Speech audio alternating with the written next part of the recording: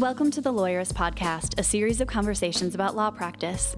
Each week, we talk with legal entrepreneurs and innovators about building a successful law practice in today's challenging and constantly changing legal market. And now, here are your hosts.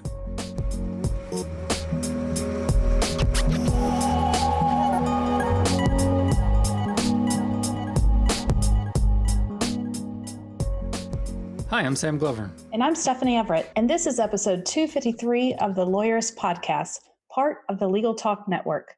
Today, we're talking with Doug Brackman about meditation and productivity for innovators and entrepreneurs, like many of you. And if anything in today's podcast resonates with you and you haven't read the Small Firm Roadmap yet, get the first chapter now for free at lawyerist.com/book. We think you'll like it. Today's podcast is brought to you by the Law Firm Growth Summit, Ross Intelligence, SaneBox, and Alert Communications. We wouldn't be able to do this show without their support. Stay tuned. We'll tell you more about them later on. Hey, Sam, do you know what would make some great Christmas gifts? As we are recording this, it is before Thanksgiving, and so I am fundamentally opposed to even talking about holiday gift shopping at this moment, but I recognize that by the time this podcast runs, we will be in the heat of it. My number one is the Small Firm Roadmap. Get the book. What a great stocking stuffer. Yes. And it's not too early to think about it because Thanksgiving's a week later than it normally is. So we actually have a really compressed shopping season. So you can make your shopping really easy by, getting a copy of the book for you and all the other lawyers in your life that you know could use some help running their firm. For sure. We have another gift that I think would make a great gift for any lawyer in your life. The Small Firm Roadmap is obviously going to make more sense for a small firm lawyer, but the Lawyerist Productivity Journal is going to be the kind of thing that anyone would love to have. Stephanie, you've probably got yours on your desk in front of you right now. I do. I always have it in front of me. It kind of never leaves my sight. Mm-hmm. What I love about it, if you're not familiar with it, is it's from Binder Tech. So you can actually buy this special punch, and then you can punch pages in and out whenever you need them. Yeah, I think most people have sort of hacked their journal to be more custom to them. There are refills. If you love the way that we design the page templates, you can just get refills. But if our templates aren't the thing you want, then you can just sort of hack it and make your own. And I know lots of people do. I know Aaron throws everything in there. He goes to a conference and he punches his conference booklet and sticks it in his journal. So yeah, I do that. And then what's nice is as the years going by, I take out months that I don't need anymore. Mm-hmm. Like if I've calendared, heavily in January and February, and now it's November, I save those pages because I'm crazy and I have all of my planners for way too long. Like there should probably be a 7-year rule and then I can get rid of them. I don't know, but I sometimes I like knowing I have them. Yeah. If people haven't used a disk notebook system, you should check it out. And ours is the best one to start with, obviously, but it allows you to move pages around and it's really easy and helpful. And we've designed it to go along with a productivity system that we think will work. So check that out. So, get a copy of the book, get your productivity journal. Can I say one more thing about the productivity journal? Yeah. Sorry.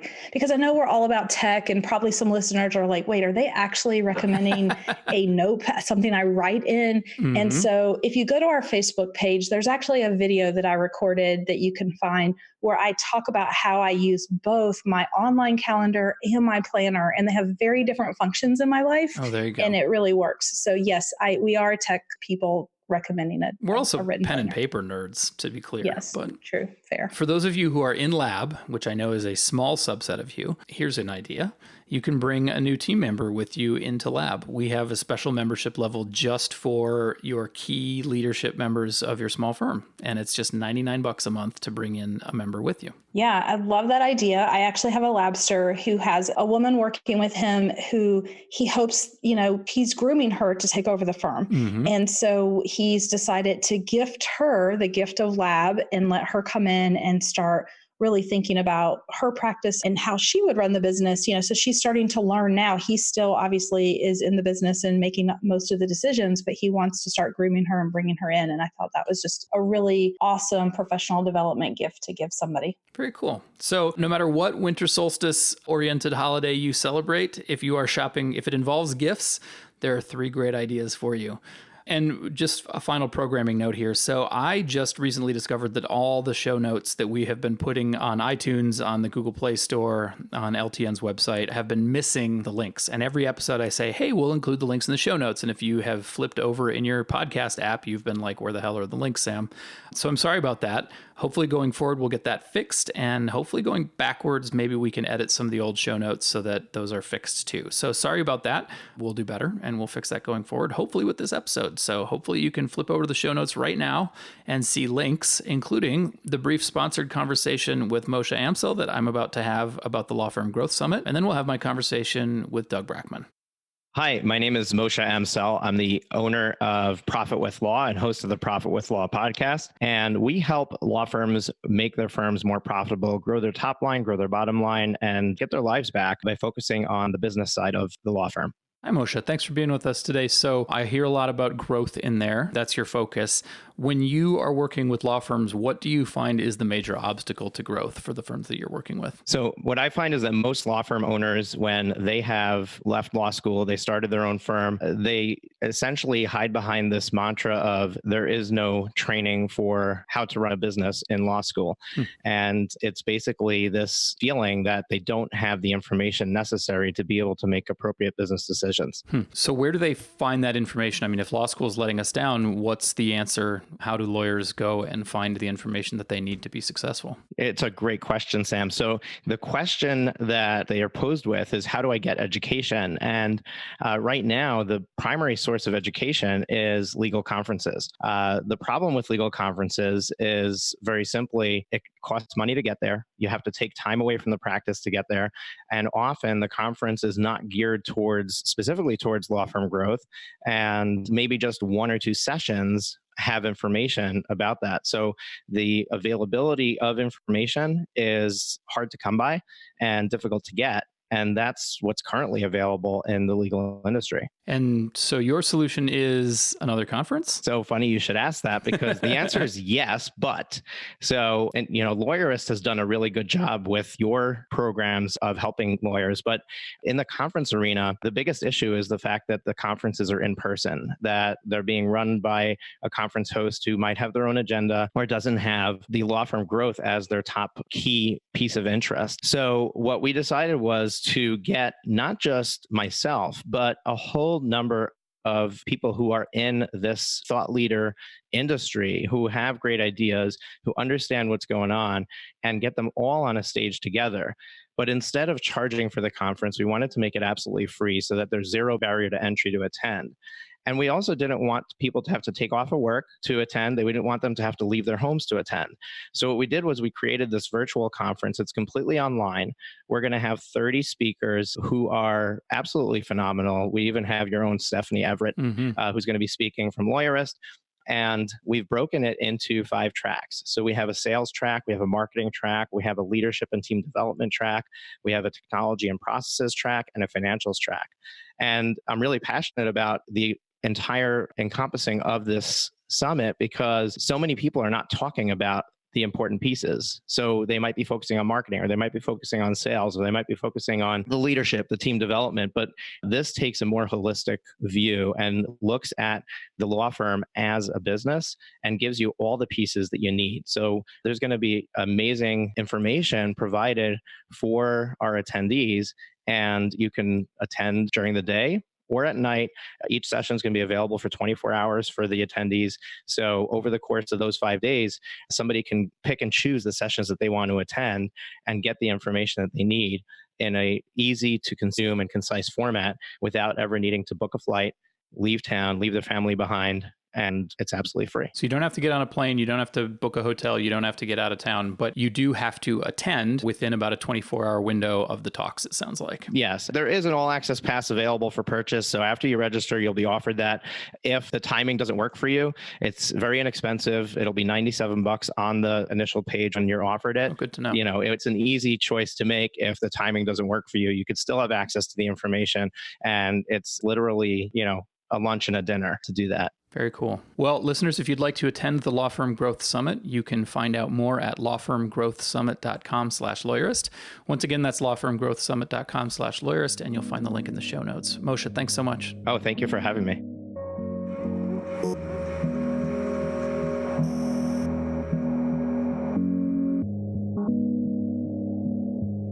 My name is Dr. Doug Brackman, and I am a licensed psychologist here in the state of California. And what I do, I teach the highly driven to meditate at gunpoint, which kind of a anti-psychologist, anti-meditation kind of disruptor is kind of what I'm going for. And it is actually a remarkable tool to teach my very particular type of clientele really the benefits of meditation that they may have been missing most of their lives. So thank you for being with us, Doug. And my business partner, Aaron, says, hey, you should interview Doug. He teaches people how to meditate with sniper training. And I was like, well, I'm totally in. Like, I'm in for that. So tell me, like, what's the problem? What's the issue here and that gave rise to this whole thing? So I work with a very particular type of client. I've been working in the field, started in the field of addiction about 30 years ago. And in the last 30 years, it's been just an amazing time to go through my education and become a psychologist, primarily because of the cracking of the human genome. Mm-hmm. And the functional MRI. I mean, things that we were theoretically trying to figure out 30 years ago, we can actually pinpoint now. And it is just an amazing time to explore the human animal. So the guys I work with are driven, and that is the title of my book. And, you know, the addiction kind of model has really fallen by the wayside in understanding what is happening actually in the body and the brain. And about 10% of the population have basically not adapted to the agricultural world that's been in full bloom now for about the last 3,000 years. So about 10% of the people have maintained this both neural structure and genetics of being a hunter. Yeah. And we really are different. And, you know, they call it ADD, they call it OCD, they call it addictive personality, type A personality. They've labeled it, and I keep saying the farmers have labeled it all kinds of different things, trying to make us feel like we don't fit in. And often we don't. But, you know, as you and I talked a little bit about before going on air, not everybody, you know, at first glance says, you know, hey, that's me. So, you know, some of us slip underneath the radar and can actually feel and look pretty successful, but actually underneath we are definitely driven. So we are different. And I like the way that you characterize this as sort of, look, society is basically made up of, I mean, there are more than two, but two big buckets of roles. One are the people who went out and killed the woolly mammoths and brought home the fur and the meat, and the other ones stayed home and tended, you know, wove baskets and cured the meat. And it's not that one is better than the other. Society requires both, but over time, society has required more basket weavers and fewer hunters. But obviously, there are still hunters left, and not the macho side of me is totally. This appeals to me, of course. But. And it's, you know, 4,000, 5,000, 6,000 years ago, you know, we were all basically in a much more dangerous world, and you know, the need to survive and this chronic feeling that there's something needed in our worlds is really the underlying genetics of what my expertise is, and to develop a personality and a genetic genome that can tolerate basically an assembly line is, you know, really in the last at least 100 years, you know, has been just cherished in our society. While those of us that make us, you know, want to put a pencil in our eyes if we're sitting in a cubicle somewhere for more than 8 hours at a time. Yeah. You know, we just don't tolerate it. And, you know, the genetics of boredom, you know, I mentioned that in the book, is this dopamine receptor number 2, DRD2, has an allele where 8, 10, 15% of the population just doesn't tolerate, you know, sitting still for too long. That's impulsivity. It's the classic ADHD, the big H. And you try to get them to sit in a seat for 10 hours in a row, man, they just lose their mind. The D4 is a much more interesting, and I and you and probably most of my clients fall into that category. And it goes back to the wandering gene. And about 15,000 years ago, you know, most of us were just beginning to spread across the globe. And this genetic kicks in this DRD4, the dopamine receptor number 4, it makes us feel like the grass is always greener on the other side of the hill. And, you know, it's chronic kind of searching and craving and clinging just for better. And, you know, when we finally get to that point on the horizon where we think the shiny object is, it kind of loses its shine and we jump to the next thing and jump to the next thing and jump to the next thing. So it's, we seem to be much more productive in society, but we still have that same driven brain and driven personality. So am Am I right that dopamine basically is motivation? It feels like that is pretty much what drives motivation for human beings. So dopamine's in all neurochemicals, and the body's a trippy thing. We have, 80% of your serotonin is in your stomach. And so it controls digestion, and dopamine, not enough dopamine, and, is the cause of Parkinson's disease. So, all of these neurochemicals do a whole bunch of different things, but the lack of dopamine and believing that, this thing in the future will give me dopamine is what most often people experience as motivation. That if I finally get it, then I will feel okay and I'll feel that reward. And, the hunters, we just don't feel as rewarded as everyone else. It's harder for us to get our dopamine. I guess maybe it's worth stopping for a minute and helping people who are listening, and logically somewhere in the neighborhood of 10% of the listeners are the people we're talking about. How do they identify themselves? So you may have been diagnosed with ADD, ADHD. That really hasn't come into fad for the last 15, 20 years. And so underlying is really an inner world issue of feeling like there's always something not quite right, feeling like there's always something that could be better. You finish a case, and I have a bunch of attorneys in my practice. You finish a case and immediately your mind drifts to, your screw ups, and you start to catalog in this, to explain why you're still feeling like it wasn't good enough. And even if you did a great job, but it's this underlying kind of ache inside that just feels like we could do better. And it's subtle in some people and screaming in others. And it varies. And you explained that, you alluded to this already, but this sort of inability to achieve that dopamine hit, or it's much harder, leads people towards addiction, which is kind of the way that that was your door into this study and into this topic. Addiction is obviously a huge problem among lawyers, which leads me to think that maybe a lot of lawyers are on that spectrum or scale of D2 and D4 ADHD or OCD. And maybe that's what's driving some of that addiction. That risk-taking behavior is sort of inherent to a lot of what lawyers do in the courtroom or in the negotiation room and things like that. Yeah, exactly. And, risk-taking behavior is, if you think about a classic farmer, they're wired to not risk the entire crop. What we did last year and what we did the year before and what we did the year before, if it's not broke, do not fix it. Don't mess with it. Where the hunting wiring is everything can be improved. And so we're willing to risk and willing to take those chances because we might get that hit of dopamine. And, sometimes it plays off and sometimes it doesn't. But in my experience working with all the attorneys I have, it's, both the addiction thing and it's a lack of balance. I mean, we get, the hunters, man, if we think it's a, woolly mammoth on the horizon, we get so driven and hyper-focused towards that one thing. The other categories in our life, the friends and families and everything else just fall by the wayside. And some of the trial guys I have just get into, that hyper-focused flow, and they're dying on their desk. They're working 60, 70 hours a week. It's that craving for to get that hit. So your book is about a set of tools that includes this meditation, which can be a part of sniper training. But kind of take us through what is the goal of these tools, and what are we trying to do in order to sort of get a handle on this drive and channel it in a more productive direction? One of the basic premises of the book is that, being driven, having this reward deficiency, we essentially have to develop something called insight.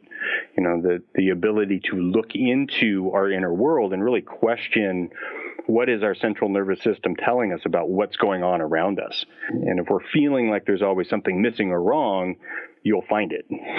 So it creates this perpetual engine, so to speak, or drive, always just, constantly driven towards, whatever our shiny thing is. The last 15 years, about 15 years ago, a little personal disclosure on my own. So I'm finishing my dissertation and losing my mind with that, going through a divorce and broke my leg and basically had my entire world implode, which my central nervous system was telling me, there is no hope. Mm-hmm. And that internal experience forced me to develop a meditation practice.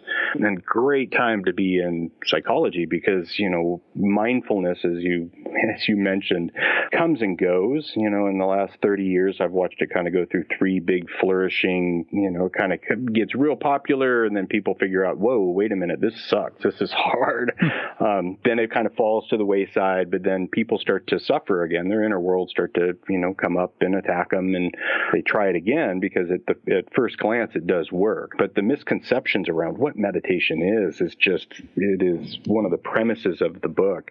And meditations designed for farmers do not work for us. We lose our freaking mind, primarily because the brain of the hunters is really reversed, mm-hmm. for lack of a better way of explaining it, meaning that we have the back of our brains is the occipital lobe, or, where our eyesight is, and hunters are primarily eyesight focused. And, we use our eyes as the primary means of going through the world, which allows our frontal lobe to do something that is really quite remarkable, is we can attend to a greater number of variables at the same time, where the farmer is 2 to 3 to 4 variables, we 7, 9, 10, 12 variables at the same time. And so that's the classic definition of ADD or ADHD, is that we multi-think, or our frontal lobes are hypo or underactive. And combine those two things, you close your eyes as a hunter trying to relax, your frontal lobe then just goes nuts, and all of a sudden your head's filled with thoughts. Mm.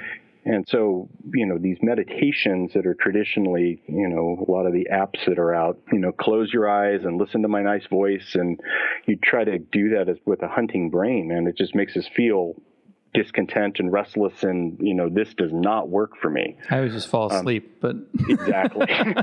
So I've been looking for tools to teach meditation. What is true meditation is presenting.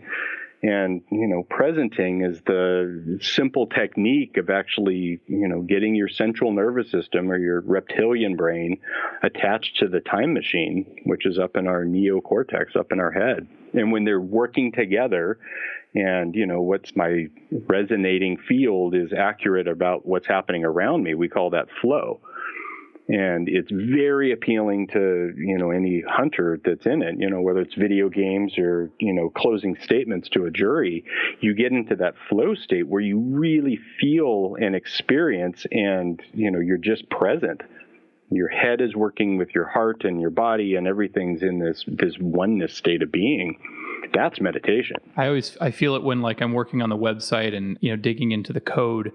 And I'll find sometimes that if I start at 10 o'clock, it may feel like I wake up at 2 o'clock and I haven't even eaten. I haven't had anything to drink. I haven't gone to the bathroom, and it feels like surfacing from the bottom of the pool, because I've just been fully 100% engaged in what I'm doing for 4 or 5 hours straight. And I think that's what I associate with flow. And that is meditation. And those styles of meditation, or anything that holds us in the present moment, which, the Sanskrit word for, yoking or holding back, a yoke is something you put around a bull's neck, is yoga. And these yoga type practices, whether it's downhill skiing or, mountain bike riding or surfing, or any of these activities that actually hold our presence, to what's happening around us, particularly suited for hunters, is the practice of meditation. And, the shooting thing is just an amazing tool because there is no recoil in the present. Yeah. If you're anticipating the recoil of the rifle, you're not present. You're worried about something happening in the future. So it's a phenomenal yoga instrument that really does show us how, as a hunter, man, when we hyper focus on exactly what's happening now, whether it's code in your computer or whatever else, it is just a blissful, awesome state. Being able to elicit that when you're sitting on a cushion is incredibly difficult. So let's take just a few minutes to hear from our sponsors, and then I want you to talk about how to elicit that. Great. And make the connection between cushions and coding or downhill skiing and sniper training and all that kind of stuff, because that's really interesting, and I want to hear you talk about it because I'm not sure that I got the full thing from the book. So I want to take a quick break, and then when we come back, I want to hear more about that. With Ross Intelligence, lawyers conducting legal research leverage AI to get to the heart of legal issues fast. Ask a query in natural language on the Ross Legal Research platform, and Ross will return on-point case law. Attorney Jonathan Udoka says he's able to use Ross as though it were a first-year associate doing top-flight legal research. At $89 a month, Ross is not only fast and intuitive, it's also affordable. See what Ross can do. Go to rossintelligence.com/lawyerist today and get a 14-day free trial. Use the promo code lawyerist for 10% off your first year subscription. Longtime podcast listeners and Lawyerist readers know that Sam and I get pretty excited about email productivity tips, but we know that most people don't have the time or energy to be email productivity nerds like us. So it's great that SameBox will take care of fixing your inbox for you. I've used SameBox for a while now, and it automatically organizes your incoming email into smart folders so you don't have to be overwhelmed by a busy inbox and don't have to see important client emails next to junky coupon offers, distracting you from the work you need to do. Best yet, SameBox learns with you, so if you find it puts something in the wrong folder, just move it, and SameBox will automatically learn your preference. It also has nifty features like Sane Black Hole, where you can drag messages from annoying senders you never want to hear from again. It's so simple, you won't need to learn anything to use it. It just takes care of everything itself. SaneBox works directly with every single email server or service that has ever been created, so it will definitely work for you. Get a free 2-week trial and a $25 credit by visiting sanebox.com/lawyerist today. That's SANEBOX.com/lawyerist. A legal-only call center, Alert Communications has been helping law firms and legal marketing agencies with new client intake for over 50 years. Alert responds to and captures all leads for your law firm efficiently using their highly trained intake specialists and software solutions. They work 24/7, 365 as an extension of your law firm in both English and Spanish. Alert strives to set best practice standards within the mass tort legal community by using ethical ideals, in turn elevating the quality of client services and earning the trust of attorneys. To find out how Alert can increase your mass tort or class action lead conversion rates, call 844-MY-INTAKE or find them at alertcommunications.com. Okay, so Doug, I want to hear you talk more about, the cushion style meditation, but also about other activities or things do it. And I'm particularly interested in how you integrate the I'm calling it cushion meditation with sniper with long range shooting. Great. Because I'm super curious to hear about how that all works together. Not that I'm going to run out and start shooting at things on my own, but I'd like to hear more about it. Yeah, it's Buddhism and guns usually doesn't go together, so it's interesting. But archery, yes. I get a lot of eye rolls. Yeah, archery, exactly. And so that's basically what we did. Is there's a 800, 600-year-old tradition in Japan where they're using bow and arrow, and it's called kudo, where it is an activity, that is designed, that, a stepwise activity. The process that you're following is actually the yoga container that you're just hyper-focusing on what you're doing right now. And you have memorized these steps, and that allows you to actually elicit or create this flow state. And, when meditation is applied to running or, coding or any of those things where you notice your thinking drifting off to something else, and then you gently come back to, the line of code, and you have to pay very close attention to all of these things. It actually integrates to, I promise my wife that I'll never say brain parts on podcasts, but it starts to connect the parts of the brain that are normally, we're not connected.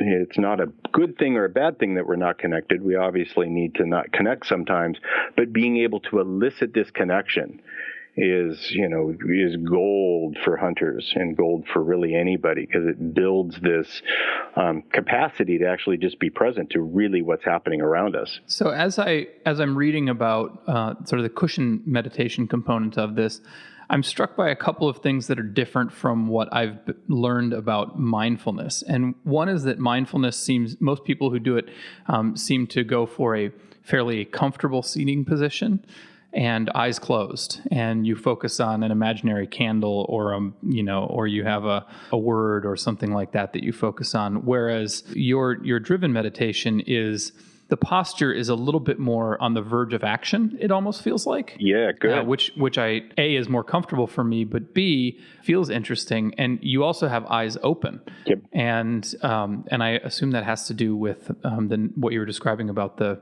visual orientation. Correct. And so and I go into some detail in the book, and the Transcendental Meditation practices, it's a Hindu practice, and it comes out of a very old tradition that predates Buddhism, that predates the Buddha and his styles of meditation. Transcendental meditation, you're trying to transcend reality.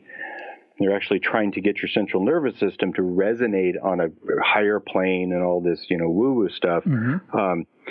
And so you're actually trying to disassociate or disconnect from what's happening around you.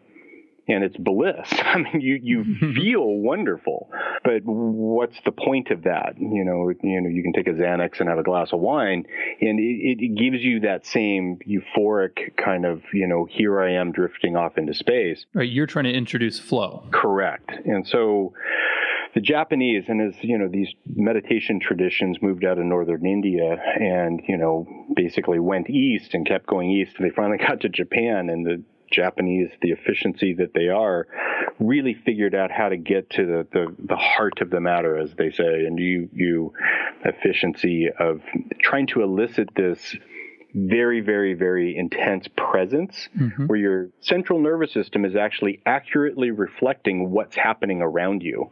So you're associating, and that is where the real benefits of meditation, or the style of meditation that true meditation, if you want to call it that, is most beneficial, and that's proven over and over in the functional MRI.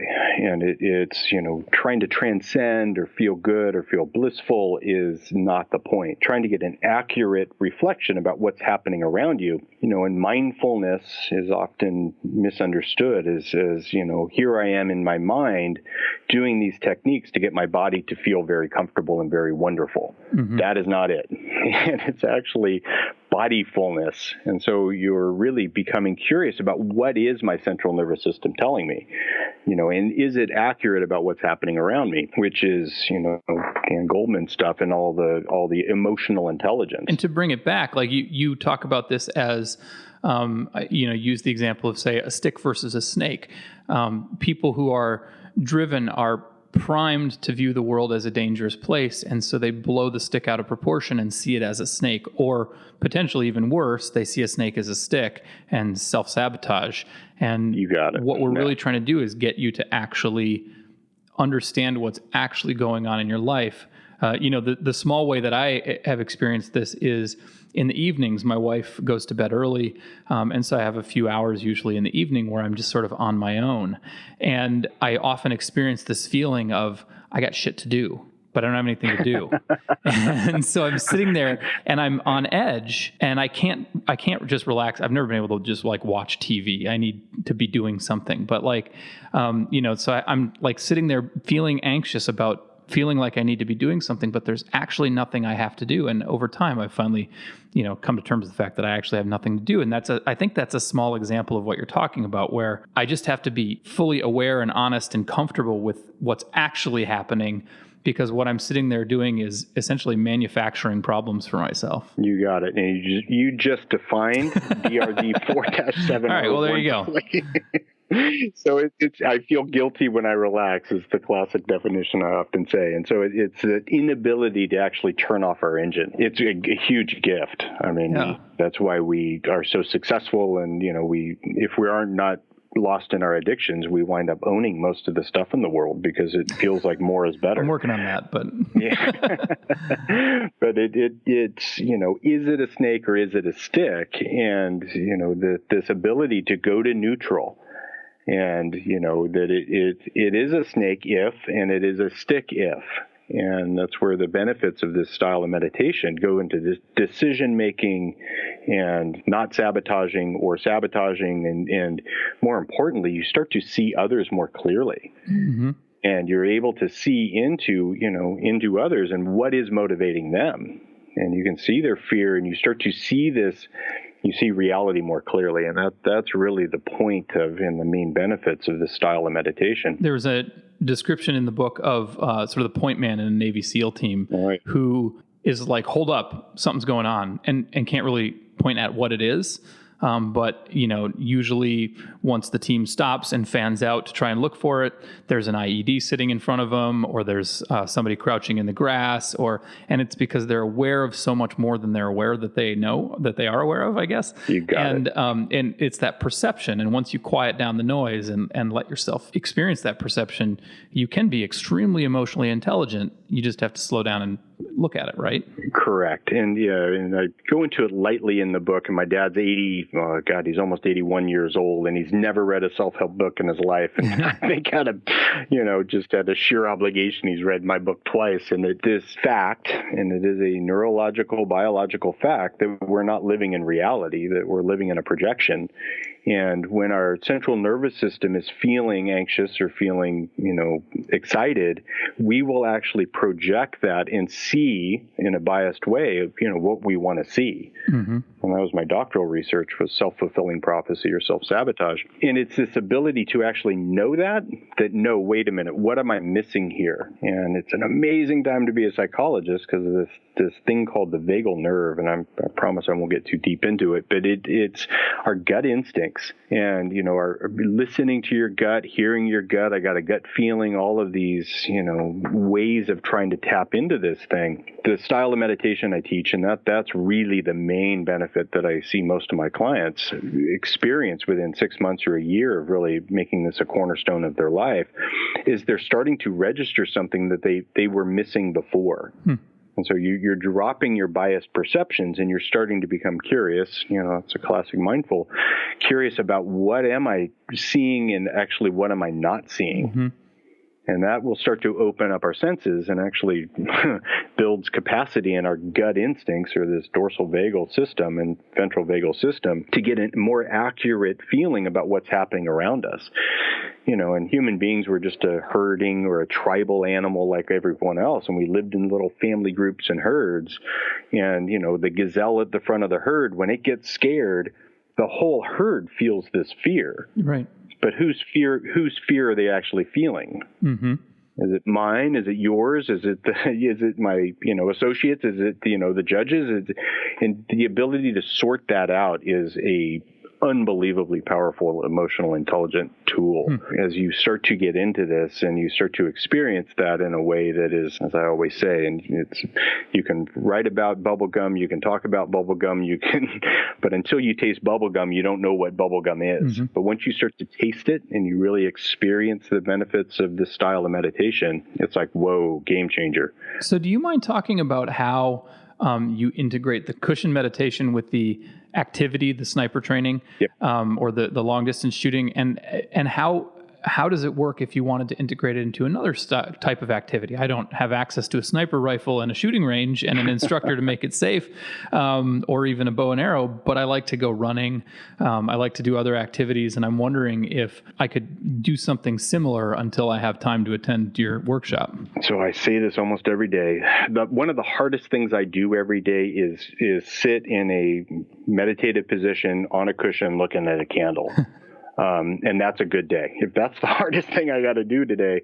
But what makes it actually hard is that the split between my body and my brain, or my neocortex, my new brain, the new brain is a time machine, and it's constantly drifting off to the future and the past and worrying about, what's not happening right now. And as the Buddha talked about, you take refuge in your body, meaning that you become aware of what's happening in your central nervous system, the reptilian brain. And what's happening in the reptilian brain is always happening right now. I teach a very specific style of meditation that actually triggers the vagal nerve to send up these calming impulses into the brainstem. And it allows us to actually calm our central nervous system down to this point of neutral. Then when you stand up basically from the cushion and approach the rifle, you start to feel all kinds of anticipatory adrenaline and excitement and all of these things. And you're building this thing called interoception, or your ability to actually experience what is my central nervous system doing. And if you can do that without judgment, you can then gently come back to, what is really happening now. And so you're basically learning to call bullshit on yourself over and over and over and over again. And that learning to call bullshit on yourself, or killing oneself, as I talk about in the book, is the core of this style of meditation, to where I'm no longer in my way of whatever activity I'm doing. And, sitting on the cushion is by far the hardest thing, where, returning email meditations or talking, I did a making breakfast for my kid meditation for years, where my head would drift off to where I'm supposed to be in 10 minutes or 2 days or whatever it is, and I gently come back to the French toast and appreciate the whole experience of, and this core of what I talk about in the book of mastery, is that we are constantly running over everything throughout our day. Is this is not important, that is not important, as this thing, other thing I got to do. And so we're constantly, not living life. Today is not preparation for some other day. Today is the day. And so when you apply this principle and this philosophy that, just return this one email, your efficiency goes through the roof. Just apply, just explore this one bit of code, or just explore, flipping the French toast. And it's difficult, but it's actually way easier than staring at a candle. But staring at a candle, while I'm sitting in this very specific posture that I talk about in the book, it actually directly connects the mind and the body, is why posture is, presented in that way. It is very difficult to be just in your body and present, unless you're actually in my body present making French toast, because then I can notice the smells and notice the flip and notice all of these other things that are actually happening right now. And so that becomes the container or the yoga that holds me there.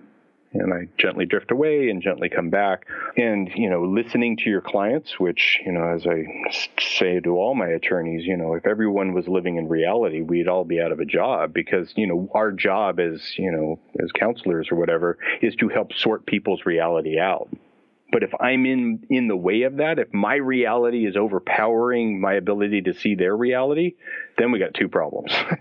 The guys I work with, particularly the attorneys, where they can drop their own stuff that's in the room, and they can really hear or listen to their client, both what they're saying in their words and actually what they're experiencing in their body.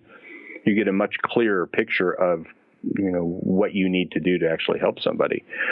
So it's applying meditation to running, or, French toast, or, code, or listening to one of your clients is actually way easier than sitting on the cushion. And so, in a way, sitting on the cushion is the preparation, though, for that challenging task. You got it. As well. Okay. You got it. So it's, what happens on the cushion is, I say it in the book, is what happens on the cushion is almost irrelevant. How it's applied to the rest of your life is where the gold is. And, doing something that is so unbelievably challenging sitting on a cushion, when I go to the French toast, it seems easy. Or when I go to, listening to a really interesting case for a client, it's really interesting. Yeah. So it's a much easier thing to engage in. And then when my thoughts come and drift off and I think about, what I had for breakfast, I'm much more able to bring my mind back to what's happening now. In your book, after you talk about meditation, and then you start talking about some other tools, and I was surprised but also pleased to see David Allen's Getting Things Done come up very quickly. And and I as soon as I read that, it made sense to me, because you'd been talking about the importance of the process, not the goal. And over the last few Olympics, they've talked about what it takes to succeed. And the Olympians keep saying, you have to enjoy practice. Yep. You keep the goal in mind, but you have to enjoy the practice, and you have to live for the practice. And I think in a similar way, Getting Things Done is, it's all about, you don't have to accomplish the goal today. You don't have to start the business. You don't have to launch the product. You don't have to sell 1,000 units. You just have to do the next thing, right? You just have to go and get the papers from the Secretary of State's office. You don't have to found it today. You just have to go get the papers. And it's that sort of backing off from the goal and just keep moving. Just keep doing the next thing. It intuitively makes sense. And I was pleased, because I feel like Getting Things Done was a moment that I can point to that changed my life in a really positive way, because it allowed me to channel my energy and my focus in a much more manageable way. Right. And yeah, I know I love David Allen. He did change my life too. And the resistance, my doctoral research was done almost 20 years ago now. And I wrote about, the resistance to doing things. Mm-hmm. And I talk about in the book, and I start everybody I work with, whether they're, daily meditators or not, to feel the resistance in their bodies of actually keeping a meditation practice. And I, work with some really bright, incredibly motivated people. So this 1 minute meditation that I suggest everyone start with, it's incredibly difficult to actually continue it. January is just a horrible experience at the gym. Why? Because everybody's monkey mind has convinced, yeah, exactly. Because everybody in the world has got this great idea, this great belief system going in their head, convincing them that, this year is going to be different. But what happens is the central nervous system, human beings don't want, better, safer, faster, stronger, richer. What we want is actually the familiar. Mm-hmm. And that's a subconscious or, central nervous system biological fact that as our world start to change, we have a physical resistance to continuing that behavior. Continuance of behavior then, is either rationalized, it's okay, I'll go to the gym tomorrow, or I'll do it later, or I'll do it after dinner. And once the mind is actually, the neocortex or the new brain is making some narrative about why this resistance should be there, we're toast. And that is sabotage. But that meeting that resistance, and this is one of the key takeaways of that book, my book, is meeting that resistance with curiosity. In particular, not, catching the narrative you're going to make in your head about why it's okay not to return this email right now or whatever, but then experiencing what's happening in the present. Because, there is no resistance in the present. There's none. There can't be biologically. And so as you start to feel your feet gently walking towards the cushion, or you feel your hands going to just this one email, and you just do this one thing, there is no resistance. And all of a sudden you just, as David Allen, you get it done. Yeah. But knowing what and he does a masterful job at organizing your life in a way that what you need to do next, and what are the big tasks and the little tasks, and what buckets you should put stuff in. And then if you have no resistance and you have David Allen, it's remarkable how much crap you can get done.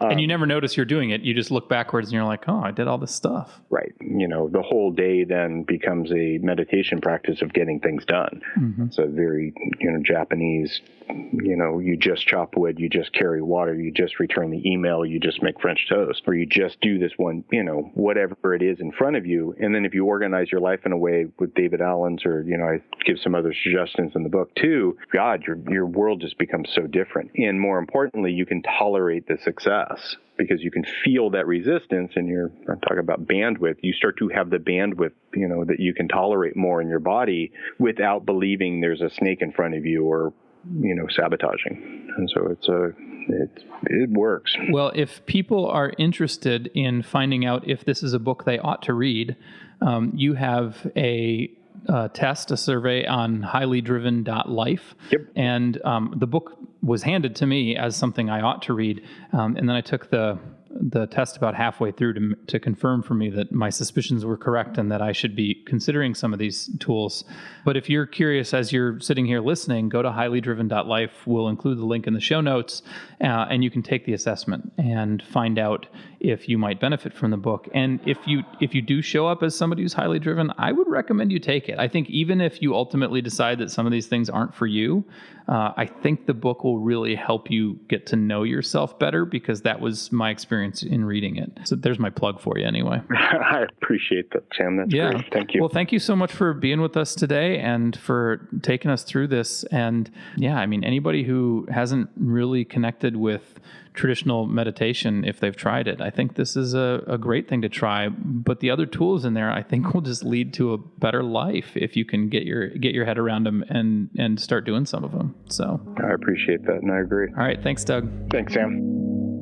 Are you interested in implementing the ideas you've heard on today's podcast into your law firm? Could you use a little help? Hey guys, it's Stephanie, the VP of Community Success here at Lawyerist, and I'd love to help you tackle your business or take it to the next level. Head over to go.lawyerist.com/start to sign up for a quick call with me, and let's talk about how Lawyerist can help you create your best law firm.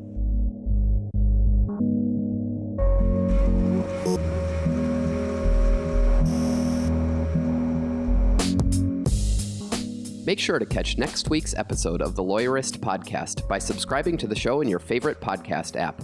And please leave a rating to help other people find our show. You can find the notes for today's episode on lawyerist.com/podcast. The Lawyerist podcast is edited by Paul Fisher. The views expressed by the participants are their own and are not endorsed by Legal Talk Network. Nothing said in this podcast is legal advice for you.